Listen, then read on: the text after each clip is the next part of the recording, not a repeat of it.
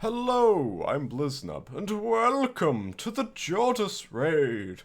Now, this raid is really simple. There's been a lot of hype about it over the last few days, lots of confusion, but hopefully this guide will clear up some things. Now, we're only covering stage 1. If you want stages 2 and 3, please check the description below or at the end of the video.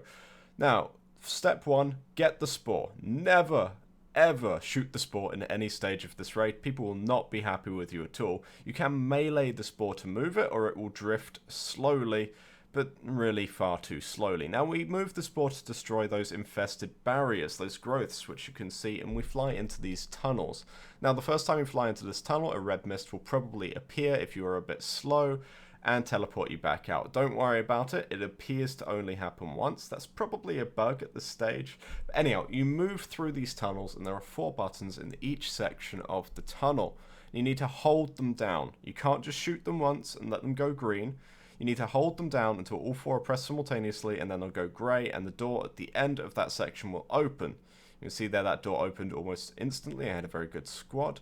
And once you get to the 4th section, a door in the floor will open and we can get another spore up through that door to clear the growth and move forwards.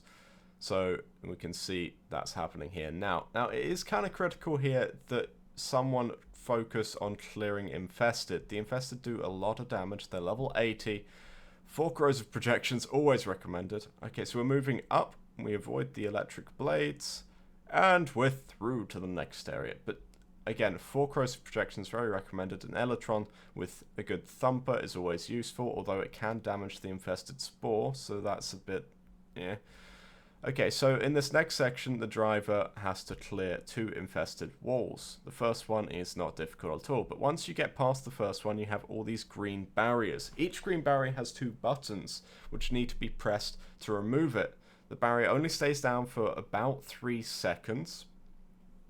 And in that time, if it goes up and the spore hits it, it will be destroyed. So, one person driving, one person following the driver, killing the mines, because those mines will damage the spore quite a lot, and everyone else should focus on opening the barriers when the spore gets there. These esophages can do damage to the spore and knock it around, but they probably won't destroy it. And we get to the final area, break this wall, and we are done with Archwing for stage 1. Now, it really is quite easy, the Archwing stage for this. It's a little bit time consuming. A lot of people don't like Archwing, but that's fine. So we come through into the ground stage, and if you are bugged, like I was here, and get stuck in Archwing, don't worry, because the moment you pass the threshold of that door, you get turned back into a Warframe. Okay, so in the ship, just move through as quickly as you can, because you have armor integrity here. If your armor integrity hits 0, Jordas will whisper sweet nothings in your ear and take away your health. Now, we need the anti-serum injector here. You can use it on yourself to restore your armor integrity back to 100%, but the main use of the anti-serum injector is to put into these vaporizers, or vapes as I will call them. When a vaporizer is active, it will make a bubble, which will clear infested growth, which can cover other vaporizers, hacking terminals, or doors even. It can cover all sorts of things, and we need to get rid of it. So, moving forwards, you come to this big room with 3 vaporizers in it. They all need to be fully powered, which takes 3 boxes. Please note you can only carry 2 at a time, so you will need teamwork for this. Now, those 3 vaporizers need to be fully powered, so that this terminal in the middle of the room can be hacked. Hopefully I'll show that in a minute here. During this stage, it's quite critical that you don't have Vorbans Bastealing, you don't have Sloanovers doing their thing, you need Necrosses desecrating to produce more boxes, and you just need to kill as many enemies as possible to get as many boxes as possible so you can hack this terminal. It is quite important that people divide themselves up between the 3. As during this run, for instance, I only had people working on the middle and left vapes, and I had to do the right one myself, and it was almost impossible to do.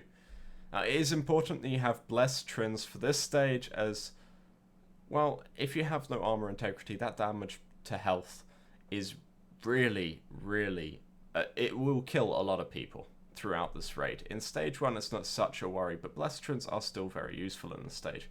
Now we come to this bit where we are decrypting. It is basically the same as the bit we just passed, we just need to keep all the vapes fully powered to get high performance. If you only have 2, you get medium performance. If you only have 1, it's low performance, and it will take you as long as 20 minutes to clear this zone. On high performance, I guess it takes about 5 minutes, maybe a little less. So it's really not difficult. You just need your Necros to keep desecrating. You need to kill as many enemies as you can and get lots of boxes so that the box carriers can keep all of the vapes fully powered. Now, as we come to the end of this, you should see here in a second, we are very nearly done, and that's it. We're very nearly done with stage 1. When the decryption is done, you just bullet jump up to the back of this room. I should show you in a second here, and that's it. Stage 1 is over. It is really simple and really easy. Anyhow, thank you for watching. Links to stage 2 and 3 should be at the end of this video and in the description. Thank you.